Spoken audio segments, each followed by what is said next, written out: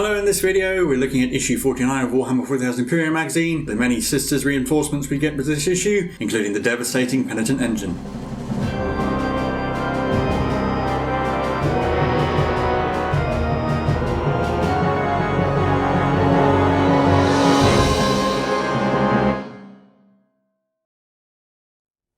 Hello, I'm Mike and this is Will. We are the Tabletop Donkeys. Hello. And we're bringing you issue 49 of Warhammer 40,000 Imperium today. And this issue we've got a whole bunch of Adepta Sororitas reinforcements, 4 Battle Sisters, one with a Stormbolter, one with a Flamer, a Superior, and one with a Simulacrum, a Seraphim Superior, a Repentia Superior, 2 more Sisters Repentia, another Arco-flagellant, and a Penitent Engine. And if you'd like to see all those models in action, you can use the timecode in the description or the chapter bars to skip to today's battle. Otherwise, we'll have a look through the issue first. So first up we have the battle record for the Penitent Engine. This punishment is reserved for particularly naughty heretics, so rather than being made into an Arco-flagellant, they might be allowed to earn redemption by being placed in a Penitent Engine. Torture machines equipped with flamers and deadly melee weapons, and the chemical dispensers basically drive the occupant to throw themselves at the enemy, much like the Arco-flagellants. And we also have a battle record for the Repentia Superior. This is a battle sister who oversees squads of Repentia, but is not a Repentia herself, so she still gets to wear the power armour. And she uses those dangerous whips to drive the Repentia forward.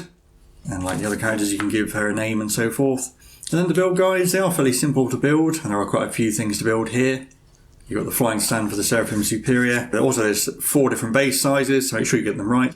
It might be easier with the Penitent Engine to keep things as sub-assembly, so the whole arrangement with the occupant and the chemical dispenser, but it's not too difficult to paint them, if you do glue it all together.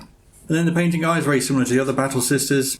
Just a few more details on some of them, like the one with the Flamer has a burned corpse, and the one with the Simulacrum has lots of little details on that. And blue there for the Seraphim Superior's plasma pistol. And then the Arco-flagellant and the Repentia are very similar to the other ones we have. And then the Penitent Engine, starting with a lead belcher base this time. It is mostly mechanical parts, and then there's just a few details to pick out, like the occupant, things like the fuel tanks for the flamers, and there's a fair amount of gold trim and filigree. We can see the finished models there. So I'll hand you over to Will and we can learn the rules for these new models and get into today's game.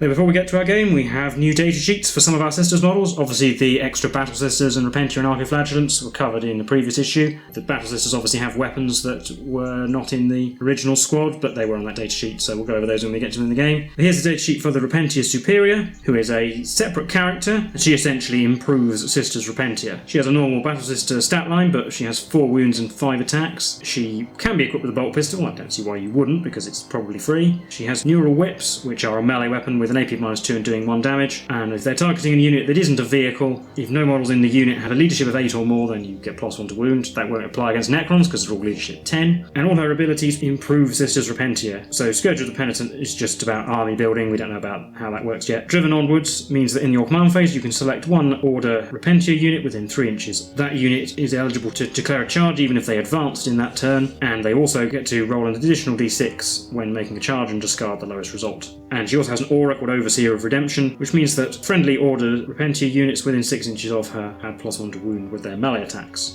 And then we also have the datasheet for the Penitent Engine. There's just one in the unit here, although the datasheet is called Penitent Engines because there can be more. It has an 8-inch move, 4+ weapon skill and ballistic skill. Its strength and toughness 5. It has 5 wounds, 4 attacks, a leadership of 8, and a 4+ save. It's equipped with 2 Ministorum heavy flamers and 2 Penitent buzzblades. The heavy flamer is a heavy D6 weapon that automatically hits, strength 6, AP -1, 1 damage, and 12-inch range, so we'll have 2 of those. And the buzzblades give it +3 strength in melee with -4 AP and 2 damage each. But its Wrath of the Penitent ability means that if it has 2 buzzblades, as it does, it actually gets an extra attack, so going up to 5. And it has the Zealot ability. Other rules include Endless Suffering. It can declare a charge even if it advanced in that turn, and when it makes a pilot in a consolidation move, it adds an extra 2 inches, effectively moving 5 inches when doing those. And like the Repentia and the Arco-flagellant, it ignores wounds inflicted on it on a 5+. And like the Arco-flagellant, it also can't perform any actions because it's too racked with pain to worry about that sort of thing. And it's also not a Battle Sisters unit, much like the Arco-flagellants, and it's not a core unit either, so it won't benefit from some of their faction rules. And we should have a brief tutorial for those abilities, so here's the Driven Onwards ability of the Repentia Superior, and how that works with charge rolls. And then the end of suffering ability of the Penitent Engine and how it can pile in and consolidate 5 inches at a time. And this issue's mission is actually on a fold-out insert that we get with this. On this side is the background, on the other side is the mission, because it's a really large mission using most of the models we have. Having a look at the background first, the Imperial forces defending the Basilica of St Martius have lost control over a number of power nodes that power the shielding of the Basilica, and so they're trying to defend the remaining ones with all the force they can muster to stop the Necrons teleporting their forces directly inside. So the Battle Sisters mission defending the Basilica have been fighting valiantly, but they are hard pressed, and so they're glad of the arrival of more Space Marine reinforcements. But even so, the Necrons still hold numerical advantage, and unfortunately the Imperial forces have been outflanked by the Necrons, and so they're going to have to hold out against forces from two sides. And the Necron Overlord has decided to lead the attack personally, having been frustrated by the lack of progress made by his underlings. See in the picture below there, the various characters of his retinue. And on the other side is the mission itself, Overwhelming Assault. And they have finally called this an initiate mission. They've noticed that used to say that it said scout mission all the time. We'll have a look at the battlefield first. We're actually using all 3 of our battle mats here, placed touching the long edges, and the Defender's deployment zone is essentially the central battle mat, 22 inches across, and the Imperial forces are the Defender, defending those 2 objectives in the middle, which represent the power nodes that the Necrons are trying to destroy or overload. The Necrons have 2 deployment zones on either end of the board, 6 inches on, and they can put no more than half their units in either deployment zone, so they do have to be on both sides in this game. And it also says to place at least 3 terrain features in the Defender's deployment zone to give them some cover. We have a lot of forces for this game. The Imperial forces, the left-hand column is all of the Battle Sisters we've got, including the new models from this issue. And then we've got all of our Space Marine models as well, so all 3 characters, 2 units of Assault Intercessors, 1 of 5 and 1 of 8, using the easy-to-build ones, and 3 aggressors. And the Necrons have, I think, all of their models except the 3 easy-to-build Necron warriors, so I won't list them all here. You can pause and have a look if you want, but it's going to be a very large game compared to the ones we've seen so far. We've already been over the deployment zones. The Defender starts placing units first, and they alternate. And the mission objective is called Critical Overload, and the Necron player has to perform the Critical Overload action, which it can do with 1 infantry unit that is within range of one of the objectives, and no enemy units are within range. At the end of the movement phase, it is completed at the start of the Necron player's next command phase, and if it's complete, then the Necron player instantly wins the game. If by the end of the 5th battle round they have failed to achieve that action, then the Defender wins, and the Imperium will be victorious. So we will set up the board as shown there and deploy our forces, and then we'll show you what's happened and get into the game. So we finished setting up, and I can't possibly hope to get the entire battle mat in one shot because it's very long with all 3 boards like this. So here's a sort of general overview of what's going on. The Defender's deployment zone is in the centre, and we did place at least 3 terrain pieces there, and then you can see the Necrons deployed on the other end. So we'll have a look at the Imperial Defenders in the centre first. You can see the 2 objectives that they have to defend right down the central line of the board there. Up at the top, I've got the 5-man squad of Assault Intercessors, the Primaris Librarian and the Penitent Engine. In the centre, I've got the Battle Sisters on the roof, and then the floor below is the 8-man squad of Assault Intercessors with the Canoness and the Lieutenant. And in the building nearest the camera, I've got the 2 Arco-flagellants, the Sisters Repentia with the Superior, the Primaris Captain and the Aggressors, and I hope the Seraphim are in Sky Strike as well. My Warlord will be the Canoness, that seems thematic. For my Sacred Right, I'm going to pick the Passion, I think. That's the one. If you roll a 6 to hit in melee, you get an extra hit. And remember that because of the initiate mission rules, you can use that even though there are Space Marines in the force. Obviously the Space Marines don't benefit from it though. And then we'll have a look at the 2 Necron deployment zones. So there are 6 units in each and 3 units in reserve. So the right-hand end of the board, as you see it, from left to right, 10 Necron warriors with Gauss Flayers, the Royal Warden, who's actually just hiding behind the Wraith there, and next to the Wraith is the Necron Overlord, and then just across is the Technomancer and the Immortals. The unit of Necron warriors with Gauss Reapers are in strategic reserve, whereas the Flayed ones and the Captive Plasma Sight are both using dimensional translocation, so they'll be able to arrive anywhere on board. And over on the other end, we've got the Scorpic Destroyers, both units of 3 Scarabs, the 1 Tombblade Chronomancer, and the Canoptic Spider. And the Necron Overlord will be my Warlord. So what's left to do is see who goes first. So we will roll off, Imperium of 1. So I think I will make the Necrons go first, because that gives me the turn to react. Also, I don't have that much shooting as well. So we'll be on to Necrons turn 1. And Battle Round 1 command protocol will be Protocol of the Sudden Storm, and I'll pick the directive, which is +1 movement for everything. Also at the start of the battle round I get a Faith die, which is a 3.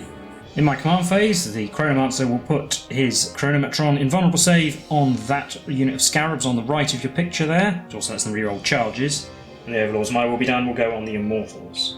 And then in the movement phase, the extra inch movement helps everything get forward. So the Necron warriors are mostly in that building, with the 3 characters in the middle and the Immortals following on the right. And the Wraith has moved ahead. It didn't advance, but it's not actually in range to shoot anything anyway, so it's kind of not important.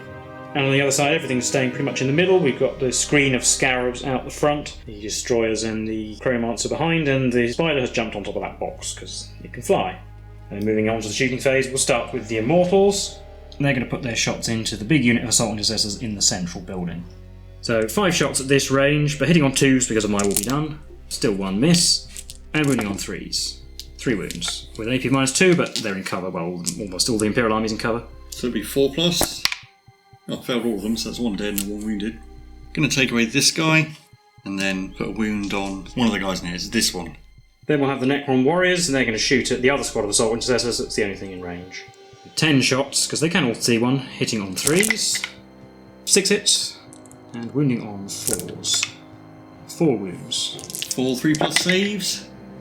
Oh. I failed them all, apparently. Take away these 2. I'll shoot with the Tomb Blade next. It will shoot at the squad of Assault Intercessors inside the building. It can see one through the window there. It's in rapid fire range, so 4 shots on 3s. 1 hit. Wounds on a 3. That's nope. So we'll do the Couplings Spider at then. 12 shots hitting on 4s. That's 6 hits. Wounding on 3s because it's strength 5. 4 wounds. No AP though, so they get a 2+ save. Yeah, 2s. Oh, I failed 1. So the wounded man dies. The Royal Warden will shoot at them as well. I've actually done this the wrong way round. He should have shot first because it does 2 damage, but never mind, I've got away with it. 2 shots hitting on 3s. They both hit. The wound on 3s. 1 wound. 2. On 4+. Made it. And finally, for shooting, the Chronomancer will shoot at them. He's just out of range of the juicier target of the aggressors. 1 shot with his Entropic Lance, hitting on a 3. He hit. He wounds on a 2. That's a wound. AP -3. So 5+. Yes. There's no more shooting because everything else is out of range. So on to the charge phase. We're just going to declare the charge with this unit of scarabs closer to the camera on both the Battle Sisters and the Assault Intercessors in the building because they're the same distance away. I need to engage one if I engage the other. So both of those units were set to defend. And the charge, we're going to need about a 7. Only a 5. That's a fail, and that's not the unit with the reroll charges from the Chronometron on them. So we will be stuck with that. The only things in my command phase are the Repentia Superior letting the Repentia advance and charge, and the Canoness is going to use her Rod of Command on herself as well. So starting at the top, the Assault Intercessors have moved a bit, so allow the Librarian to move up, and where he's standing is closer to the Wraith for Smite. The Penitent Engine has moved out so it can get in range of the 2 Scarab Swarms with its heavy flamers. The Assault Intercessor squad has shuffled around a bit so they can all see something. Canoness and the Lieutenant doing the same. Battle Sisters not moving at all.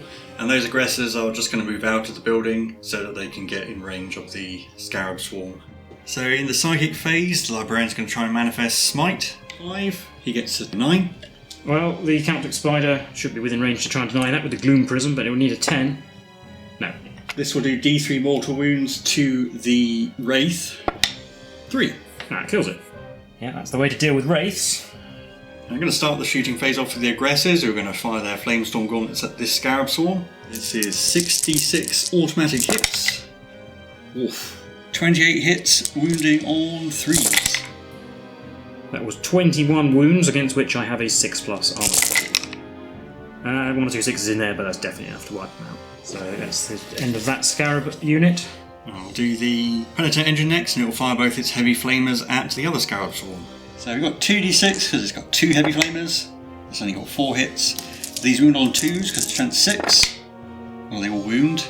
But this Scarab unit does have the 4+ vulnerable save from the Chronometron. 5+ I should have said. It made 2, so 2 wounds on a base. Put that on the base closer to the enemy. I'll do the Battle Sisters next, and they're going to shoot at the Chronomancer because he's closer to them than the 3-man Destroyer squad. Yeah, so he won't get a lookout, sir, because he's not within 3 inches of other things. Although the one exception is the Battle Sister with the Flamer, who's just going to shoot at the Scarabs because she's not in range. So I've got 5 bolt guns. Superior has one as well, so that'll be the white dice. The black dice will be the Storm Bolter, which is rapid fired 2, so it gets 2 shots at this point. These are hitting on 3s, rerolling 1s because the Canoness is nearby. Oh, so the Storm Bolter missed. That's annoying because it does 2 damage. And I've got 2 1s. And they get 2 hits, so that's 4 hits. Wounding on 4s. Getting only 1. He has a 4+ armour or invulnerable save, doesn't matter. He failed though, so he's down to 3 wounds. And then the Flamer. We're going to use the rules it should have. In the magazine it says it's Assault 6, so AP -1, but don't think that's correct at all. So it's D6 shots for 4. These wound on 3s, because it is Strength 5, that is correct. So there's 3 wounds. No AP, so we'll get that 5+ invulnerable save again. Made 1, so that's 2, which will destroy the base. Does it reanimate? No. That is enough to destroy that base. Do the Primaris Lieutenant next. He's going to fire his Neo-Volkite pistol at... Actually, he can see the Chronomancer, so he'll shoot at him instead. So 2 shots hitting on 2s, getting 2 hits. Wounding on 3s, because Strength 5, and 6s do a mortal wound in addition. 2 mortal wounds. And 2 6s. So he needs to make both of his saves, because he's down to 1 wound. Oh, he failed, he dies. Oh, it might have been an error, but never mind.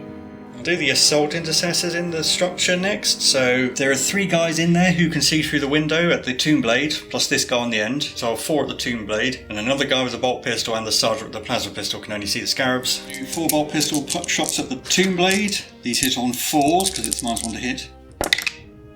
3 hits. Wounding on 5s because it is toughness 5. Well, they all wound. That's wow. It has a 3+ save because of the shield veins, so 4+. Failed 2 and it's destroyed. Running out of units over here. And the other 2, Sergeant isn't going to supercharge his plasma pistol with a black dice. He's hit on 3s. They both hit. Oh, they both wound on 3s. Oh no, black dice wounds on a 2, so it does wound. Oh yeah, reroll that 1 to wound because of the Lieutenant. So that wounds as well. So 2 5+ invulnerable saves. Made 1, failed 1. Another base takes a wound, down to 3. Yeah, the only thing left I have is the Canoness, and she'll fire her plasma pistol at the Scarabs as well. She won't supercharge, but she's got 1 shot that hits on a 2, rerolling 1s. She hits, wounds on a 2. It does. 5+. Failed. It's another damage to that base. Right, in the charge phase, the only charge I'm going to declare is the Penitent Engine at the Scarabs. It is going to need to roll very well though. Like a 10. So that is enough to get it in range. It has 5 attacks, it has 2 Bloodsblades, and it's re-rolling because of Zealot, and it hits on 4s. So they're little, they're hard to hit. That's better, that's 3 hits. And these are wounding on 2s because it's Strength lots. No, only 2 wounds, so they're not going to be wiped out. 2 5+ saves. Oh, they both failed. So one base will go down, the other one takes 2 wounds. We'll try and reanimate the destroyed base because it's all of its attacks made. No.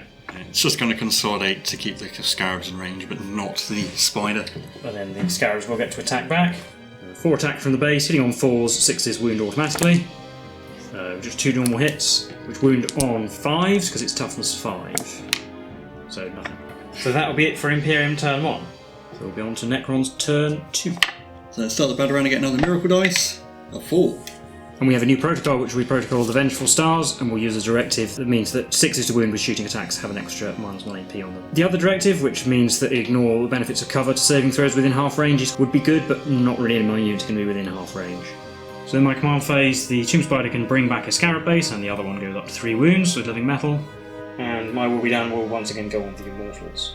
Then movement over this end, the Scarabs are going to stay in melee with the Penitent Engine, hope that it will not be able to kill them all and be held up, and the Scorpion Destroyers and the Spider have moved closer to the central building, and in the reinforcement step I brought down the plasma site. It has to be more than 9 inches away from all these Imperial units, so unfortunately it has to go there, but that's the best it can do. And the other side there's an enormous horde of Necrons, because all the units I had over here have moved up towards the top side of the board, and then in the reinforcement step the flayed ones came down more than 9 inches away from that Assault Intercessor over there, and I also brought on my other warriors from strategic reserves. So they're wholly within 6 inches of the battlefield edge, but more than 6 inches from the enemy battlefield edge, which I guess technically is that short edge of the middle board there. Yeah, because of the way strategic reserves are written, this is actually the closest they will ever get, even in turn 3. So they're not going to be in range to shoot, but this is the best I can manage with them, unfortunately. And we'll start the shooting phase with the Royal Warden. He's going to shoot at the Assault Intercessors who are in the central building, because he's not within rapid fire range of anything. 2 shots hitting on 3s, 1 hit. Wounds on a 3? Nope. Next we'll do the Technomancer. He'll be only in range of the Assault Intercessors in the top building by objective 2. 3 shots hitting on 3s, getting 2 hits. Wounding on 3s. 1 wound, there we go. So 4+, failed. Regular guy takes a wound. Necron warriors with Gauss Flayers will shoot at them as well, they're not within 12 inches. So they'll have 10 shots hitting on 3s. Only 5. And wounding on 4s. We've only got 2 wounds, but they're both 6s, so that's AP -2 because of the command protocol. These are 4+ saves. Fail both. The Immortals will shoot at them as well. 5 shots on 2s because of my will be done. 1 miss. Wounding on 3s. All wounds, and this one here is AP -3. I'll do the 3 4+s first. Made 1. Sarge will live if he makes a 5. No, so they're dead. Last 2 assault intercessors are killed. And then that leaves the Canoptic Spider, which is going to shoot the assault intercessors in the middle building. 12 shots hitting on 4s. Oh, only 3 hits. Wounding on 3s. 1 wound. The 6 doesn't count because it's not within range of a character to benefit from the command protocol. 2+ save, made it. Then we're on to the charge phase. At the start of the charge phase, we use the Plasma Sight's ability to infuse the destroyers with madness. So they're +1 strength and attacks, but if I roll a 1, one of them is killed. 2. So then we'll start with the speculative charge with the flayed ones on the Librarian, but they'll probably need about a 12. So big roll needed, not a 4. And the destroyers will declare a charge on the Assault Intercessors and the Battle Sisters. Need about a 5, a 6. And we'll send the Canoptic Spider in to the same target as well. We're going to ignore the Penitent Engine. Needing a similar roll, a 6, yeah. And that'll finish there. And not going to heroically intervene the Canoness. So that's it for charges. On to the fight phase. I'll start with the Canoptic Spider. It will just pile in round a little bit. And it has 5 attacks hitting on 4s. 3 hits. Yes, it is attacking the Assault Intercessors. Wounding on 2s, because I think it's strength 8. Well, it doesn't matter anyway. 2 wounds at AP -2. 5+s. No, 2 dead Assault Intercessors. Great guys at the back, so there's 1, 2. And then destroyers will pile in slightly, but we're keeping the Plasma Sight within 6 inches of one of them, just so it doesn't disappear automatically at the end of the turn. We'll put the big Hyperphase Reap Blade and one of the Hyperphase Threshers on the Assault Intercessors, and one of the Hyperphase Thresher model will go into the Battle Sisters, because they're within range vertically. So on the Assault Intercessors, we'll do the Reap Blade first. 4 attacks thanks to the Plasma Sight, hitting on 3s, rerolling 1s. Reroll that 1. So they all hit. These wound on 2s because they're strength 8 thanks to the Plasma Sight, so that really made a difference. That's 3 dead because they're AP -4, 3 damage each. And the other one on the remaining Assault Intercessor rolls 2 1s, which I can reroll. 4 hits, wounding on 3s. Yep, AP -3, so 4 6s for Sarge. Come on, Sarge. No. And 5 attacks into the Battle Sisters squad, hitting on 3s, rerolling 1s. Rerolling. Okay, got 3 hits. Wounding on 2s because strength 6 because of the Plasma Sight. 3 2s, okay. AP -3. 6+ invulnerable saves. Made 1, 2 dead. 2 of the bolt gunners off the back. And consolidate 1 through the wall like that. You can just about see it through the window. Charge is over, so it's my pick. I'm going to pick the Penitent Engine to go. 5 attacks hitting on 4s, no rerolls because it wasn't charged. They got 1 hit. Wounds on a 2. Yep, no invulnerable save anymore, so 2 wounds on that damage base. And then the Penitent Engine will just consolidate so that it stops any shenanigans from the Scarabs. Then the Scarabs will hit it back. 8 attacks hitting on 4s, 6s automatically wound. 2 automatic wounds, and 4 normal hits. Normal hits wound on 5s, we've got 2 more, so 4 saves for the Penitent Engine. 4+ armour saves, so which we made 1, and then 5+ do more damage. Ignore 2, so it's down to 4 wounds. So just taking the 1 damage thanks to that. Who needs armour? Finally the Battle Sisters strike back and they can only fight the destroyers. So they've got 7 attacks, 4 regulars plus 3 chainswords, but they're all wound and have the same AP. These hit on 4s, rerolling 1s because of the Canoness, and then 6s do an extra hit. So we got 1 extra hit, plus 2 misses and 2 1s to reroll. It's going to be 5 hits in total. Windy on 5s, getting 2. 1 extra hit in there because I was set to defend, which also wounds, so 3 wounds. 3+ save on the destroyer. One of them takes a wound. And we'll just put that on the one outside the building. That's the end of the turn. There's no morale tests to be made. The Battle Sisters only lost 2 models. Plasma Sight is still within 6 inches of a destroyer, so it doesn't disappear. And that means we're on to Imperium, turn 2. So in my command phase, the Canoness is going to use her Rod of Command on herself. Then in the movement phase, the aggressors have moved up normally. And then the Repentia Superior has also used her Spurned Onwards ability to give the Repentia the ability to advance and charge, and they advanced. They only got 2, but it doesn't make their charge easy enough. I shuffled the captain along so that he's definitely within 3 of the objective. The Arco-flagellants are also shuffling around just to make sure that they're not visible. So if anything comes near objective 1, they can hopefully come out of the building and ambush it. In the middle, the Canoness and the Lieutenant are going to stay where they are, and the Sisters are going to stay in combat, because we just need to get rid of those destroyers. And the Penitent Engine is also going to stay in melee because it's a vehicle. It can shoot its heavy flamers in melee thanks to the big guns never tire rule. And up at the top I've moved the Librarian a smidge so that he is concealed from the Immortals, but he is going to be closest to the Spider for the purpose of Smite. And then I brought in the Seraphim as well inside the ruins, and they're all in range of the flayed ones, just to get some more bodies on that objective. That's the one I'm most worried about at the moment. So in the Psychic phase, the Librarian's going to try and manifest Smite. Needing a 5, only getting a 4, so it doesn't go off, that's not good. So we're on to the shooting phase, where I'll start with the Penitent Engine. It's going to fire its heavy flamers at the Scarabs because it's the only thing it can shoot at. So 2d6 automatic hits with its heavy flamers for 8. So these wound on 2s because it's strength 6. Yeah, that's a good roll. You take -1, so their 6+ save is ignored, and there's only 5 wounds left, so they're destroyed. So it destroys the Scarabs, and more importantly, leaves the Penitent Engine free to charge now. I'll do the Aggressors next. They're going to fire their flamethrowers at the Spider. Can't fire at the Destroyers because they are engaged with the Battle Sisters in the building. 66 automatic hits. That's 10, 20. So these wound on 5. So there's 8 wounds in there, but they are just about in range of the Lieutenant. So I had 2 1s, so I can re-roll them as well. Getting nothing, so just 8 wounds. 8 3+ saves for the Counter-Attack Spider. Failed 3, so it's down to 3 wounds remaining. I'll do the Battle Sisters next. I think we determined that 4 of them can see a Destroyer, so they can fire their bolt pistols. 4 shots hitting on 3s, you're on 1s. They all hit. And wounding on 5s. There's 1 wound. 3+ save. It's failed, so the wounded Destroyer's down to 1. I'll do the Seraphim next. They're going to shoot at the flayed ones, and the Superior isn't going to supercharge her plasma pistol. So the Superior will be the black dice, and then the bolt pistols will be the white dice, and these hit on 3s. 4 hits. The white dice will wound on a 3, whereas the others will wound on 4s. So they all wound. If the black dice is AP-3, so I'll just kill off a flayed one with that, but we'll there's one who's in cover behind a pipe, so we'll just take the saves one at a time on that one. So 3+ because of the cover. Oh, he died anyway.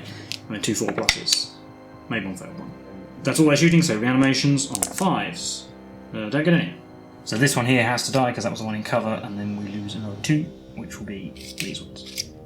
I'll do the Canoness next. She's going to throw a crack grenade at the Spider. 1 shot on a 2, rolling 1s. Hits. So a 4. No. And I'll do the Lieutenant. He's going to fire his Neo-Volkite pistol at the Spider on 2s. Getting 1 hit. Wounds on a 5, but 6s do a mortal wound in addition. No. I think finally the only shooting left I have is the Librarian's bolt pistol, so he's going to fire it at the Spider. So hits on a 3, he does. Wounds on a 5, no. So I'm going to start the charge phase with the Penitent Engine, who's going to charge both units, both the Destroyers and the Spider. He gets a 7, that's definitely going to be enough. So that gets Angry Boy into them. And then the Sisters Repentia, they're going to charge the Destroyers, because there is one directly below my finger in the corner of the building. And I'm actually going to use an Act of Faith. I'm going to use this 4 as one of my rolls, so I can guarantee this charge. And they get 3 as well, so 7 is enough. Just to point out that the Repentia Superior's ability actually lets the Repentia roll 3 dice for their charge rolls and take the best 2, so probably would have made this charge easily even without the Act of Faith. One of them has gone inside the building, and the other 2 are going to fight that Destroyer through the wall. Repentia Superior is going to charge the Destroyers as well and try and follow them. She gets a 7. Next up is the Aggressors, who are going to charge the Destroyers. An 8 is definitely enough, so they'll charge in like that.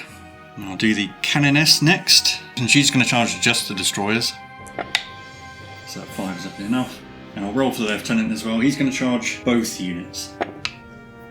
And 9 is enough. So the Canoness charges into that Destroyer in the building, and then the Lieutenant can charge both units through the gap she's made. I'll start with the Penitent Engine. He's going to put all of its attacks on the Spider, actually, just to try and get rid of it. So it has 5 attacks hitting on 4s, re-rolling because it charged. Re-rolling the misses, so 3 hits. It's strength 8, so it's wounding on 3s. Yeah, that's 2, and it does 2 damage at AP-4, so it's dead. Yeah. Spider will explode on a roll of 6. No. So the Spider is destroyed. So I think I'll do the Repentia Superior next, see if she can finish off that wounded Destroyer. So she has 5 attacks hitting on 3s. That's 3 hits, no 6s.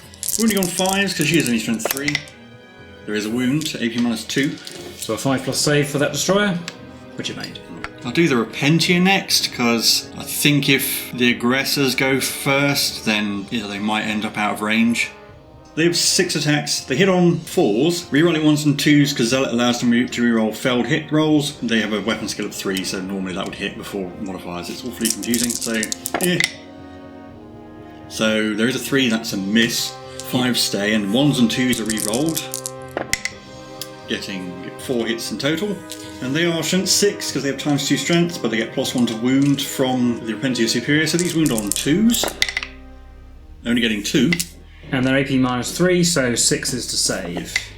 No 6s, so that will kill the wounded one and put 2 wounds on another. But we might as well try and reanimate the destroyed one right away. Oh, wow, it comes back. So what happens here is this wounded one would have died, and the one that's in the building that you can't see takes 2 wounds and goes down to 1, but then this one comes back. And it will reanimate over here because I need to make sure that it's in coherency with the unwounded one, because if the wounded one dies, then it'll be far too far away and then it'll run away in the round phase anyway. Do the Canoness next, also attacking the destroyers. She has 4 attacks hitting on 2s, rerolling 1s. So they all hit, wounding on 5s, getting 1. Another AP -3, so a 6. Nope, kills off that other wounded one, which then also gets a chance to reanimate. And that one comes back as well. And I'll bring that one back outside the building over here as well, because that means the Repentia aren't engaged anymore. So I'll do the aggressors next. Going to be some piling in, so I think this guy will go around. He'll slot into there. So they have 10 attacks hitting on 4s, 5, wounding on 3s, rerolling 1s. Another 1. They all wound. 6s again. I made 1, so that kills 2 whole destroyers because they're 3 wounds each. So 2 dead with more reanimations. Right, no 5s at all this time. So they're going to consolidate to trap the destroyer in. And finally the lieutenant gets to go. He has 4 attacks hitting on 2s, getting 3, wounding on 4s. Yes. Only getting 1. 6+. No, it's down to 1 wound. So that's all the charger is gone, so it's my pick, and the destroyer's going to attack the aggressors. There's 3 attacks, because the plasma sight's effect has worn off, hitting on 3s, rerolling 1s. We've got 2 2s, so we've got 1 hit which wounds on a 3, which it does. So AP -4, 3 damage. And then 1 battle sister gets to attack because she's not within half an inch of the destroyer, so her friends can't attack through her. 1 attack hitting on a 4, rerolling 1s. Missed. And that's all of the fighting. And then in the morale phase, at the check coherency step, the plasma sight is removed because it's not within 6 inches of a destroyer. But it did its job. And with that, we're on to Necron's turn 3. I get a new miracle dice because it's a new battle round. A 1. And a new protocol, we can have Protocol of the Hungry Void. And I'll pick the directive, which is +1 strength if a unit was charged or performed a heroic intervention this turn. And in my command phase, we won't use the Resurrection Orb, and we'll put My Will Be Done on the Warriors with Gauss Flayers this time. Then the movement phase, everything over this end has moved up normally, with the exception of the Warriors with Gauss Reapers, which advanced, unfortunately only rolled 1, so they're still kind of quite far behind. And obviously the Destroyer is trapped in melee, but it did regain a wound thanks to Living Metal. Then we're on to the shooting phase. We'll start with the Warriors with Gauss Reapers, because they won't be in range of anything other than the Seraphim. 20 shots, hitting on 4s because they advanced. 8 hits, wounding on 3s. 5 wounds. AP -2, but they are in cover. 4+ saves. Fell 3, so they're gone. Unfortunately, very little can see the Librarian. The Raw Warden just about can through the side, through the window. 4 shots, hitting on 3s. 3 hits, wounding on 3s. 3 wounds, but thanks to his camo cloak, he basically ignores this. Yeah, so 3+ saves, made 2, so he's down to 3 wounds. Technomancer can see him as well, so he'll shoot at him as well. 3 shots on 3s, only 1 hit. Wounds on a 3, no. 1 of the warriors can see the Librarian through the window, the other 9 will shoot at the Repentia. So 2 shots at the Librarian, hitting on 2s because of My Will Be Done, so that helped. Wounds on 4, 1 wound. 2+, saved. And 9 shots at the Sisters Repentia, hitting on 2s. 3 ones, so only 6. Wounding on 3s. No, they'll wound. 6+ invulnerable saves. I made 1. 5+ ignoring damage. I made 2, but that's enough to wipe them out. But since they got wiped out, I get a miracle die. Yeah, because they're martyrdom ability. A 2. Oh, really useful here. And that leaves the Immortals to shoot. They can shoot the Canoness, because she's not actually within 3 inches of a Battle Sister on the upper floor, so no lookouts for her. 5 shots on 3s. We've got 4. And wounding on 3s as well. 3 wounds. 4 plus save, made 2, down to 4 wounds. That's it for shooting. On to the charge phase. The Flagellant will declare a charge on the Librarian. He will set to defend. Charge roll is a 2. No, that's not going anywhere. Well, the Overlord needs to have a go, I think. He will need a 9. No, and a 5. There won't be any other charges, because I don't really want to charge in just warriors into the Librarian, because it'll just kill them all. So we're on to the fight phase, where because it's my turn, the Imperium get to pick a unit to fight this destroyer. Yes, I think I'll pick the aggressors, because they have the most attacks. So they have 7 attacks hitting on 4s, getting 3. Wounding on 3s, rerolling 1s because of the Lieutenant, getting 3. The destroyer needs to make 3 6s to live. No. So the destroyer's died, and then the aggressor's just consolidated, getting Sarge inside the building. But that'll be the end of my turn 3, on to Imperium turn 3.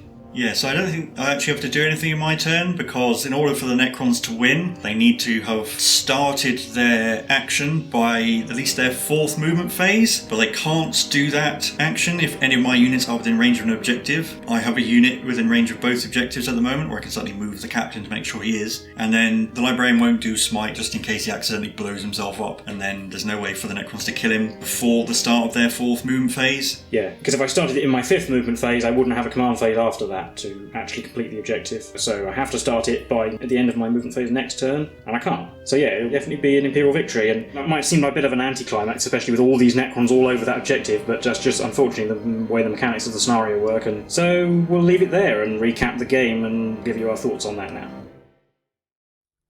So that was the battle for issue 49 of Warhammer 40,000 Imperium magazine. How do you think that went? Well, pretty well. I won. Yeah, I think it did actually go pretty well, to be honest. I probably got a bit lucky at times to shoot your Toonblade with pistols and to shoot your Chronomancer, but then your destroyers were annoyingly persistent. Probably fairly lucky to just smite the Wraith, but that does, at the very least, you could use those to tie up my melee units while you get into range. Because I don't really have that much shooting apart from many bolt pistols and flamers. It's all short range stuff. Well, when you shot the Chronomancer, I wasn't actually expecting you to shoot him. I think you were lucky to get 2 mortal wounds with the Volkite on him, but I didn't worry too much about you giving him Lookout Sir, because I genuinely didn't really think you would prioritise him. I thought you would shoot the Spider or the destroyers instead to try and soften them up. In hindsight, he could actually technically one-shot the Penitent Engine, and his invulnerable save and reroll charges might have actually been pretty helpful for the destroyers as well. He is easier to wound than most other things, so there was an outside chance, and I probably got lucky to do it, but yeah. But ultimately, I think it's actually a really hard scenario for the Necrons, because on paper there's 5 battle rounds, but really you have 4 to actually start the objective, and then 3 to actually have the conditions to perform the action. You need to kill everything on an objective. Yeah, because my movement phase comes before my shooting phase. I have to have a clear objective at the end of my 4th movement phase in order to win, and that's really difficult, actually. Yeah, considering the distance you need to go, and actually the fact that a lot of your fast units aren't infantry either, so they can't perform the action. Yeah, the destroyers are infantry, so they can, but they're also quite useful for chopping things to bits. That entire flank with the destroyers on it was designed to cause a lot of damage and hold all your units up, while in theory all of my slower infantry marched up shooting onto one of the objectives, and obviously I picked the objective I thought I'd be able to clear more easily. Well, I picked the one where you didn't have your terrifying Repentia and Arco-flagellants that can do a huge amount of damage in melee. I think going second was definitely the correct choice, because even if you had freed up an objective on your 3rd turn, I could have easily moved something onto it, and then that would have scuppered you. Yeah, if I killed the Librarian, then you still had that turn where you could have just moved all that stuff in the middle and get it within range of the objective. Yeah, and even if you do get something on the objective, all I have to do is charge it. If you actually manage to start the action, it would probably actually be fairly difficult for me to stop you. I was actually hoping to get the Technomancer to do it, and then just put so many Necrons on it in the way that you would have no way of killing him, really. But yeah, that relied on me having a completely clear objective to start with. And actually, I think by putting the Seraphim there, you really helped yourself with that, because it meant that I had to kill them as well, which just meant I had more shooting to do at them. I also possibly made a mistake by putting the Warriors with Gauss Reapers in Strategic Reserve. Not the Strategic Reserve itself, but because we realised kind of halfway through the game that I guess your board edges would be the ones on the edges of your deployment zone on either side of the table, otherwise it wouldn't really make any sense. But that meant I couldn't deploy them within 6 inches of it, even in turn 3. Although the alternative would be deploy them on the board and then they'd spend the whole game advancing towards the objective and might not even get there anyway. I may have also made a slight mistake in putting the plasma sight in dimensional translocation, because it just meant it couldn't deploy quite close enough. If it had been following the destroyers from the start, it would have been within range to give them a bonus attack and strength in that turn when they survived against all the odds by reanimating a lot. It probably wouldn't have made a difference really in the end, but it was still probably a slight misplay.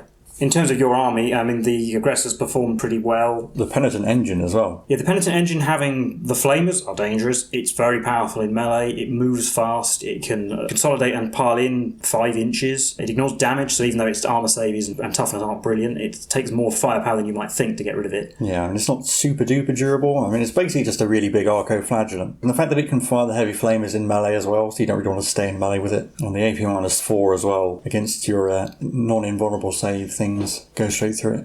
We didn't even get to see the Arco-flagellants fighting. They were just enough of a threat just sitting around that I didn't want to go anywhere near them. And yeah, your Repentia did pretty well. It wasn't their fault that the Destroyer came back. They did a lot of damage. And yeah, we got the Repentia Superior, who's basically the character who makes Repentia really good. The advancing and charging makes them really mobile. And also that's a really good part of the Penitent Engine as well, actually. You have to advance and charge. +1 to wound as well. Makes up for their somewhat lower strength. If you're going to take Repentia, you probably want to take at least one of her. And in the Battle Sisters, I guess we got to see their extra weaponry. It didn't really come into effect in this game at all, but it's nice to have more models in the squad. Yeah, I mean, the Stormbolter maybe do some decent damage. That would be useful against Scarabs at the very least. And the Flamer, as we said, I don't know whether they gave it a different profile to try and make the Sisters seem more powerful, but it should be Assault D6, Strength 5, AP nothing, and that's how we're going to play it. Yeah, I'm pretty sure the whole thing was issue 44 or whatever it was just a typo. Yeah. And the profile, they just messed up that. Also, if you're new to this game, it makes no sense to give you a profile for that weapon that's actually completely different to what it is. And you didn't have any use for the Simulacrum in this game, letting you do a free Act of Faith with them. But to be fair, your Faith dice weren't that great rolls in this game. You were a 1, 2, a 3, and a 4, so... Yeah, and Battle Sisters probably aren't that high a priority for Acts of Faith. I guess it's useful to have. Yeah, at least it's a cool looking model.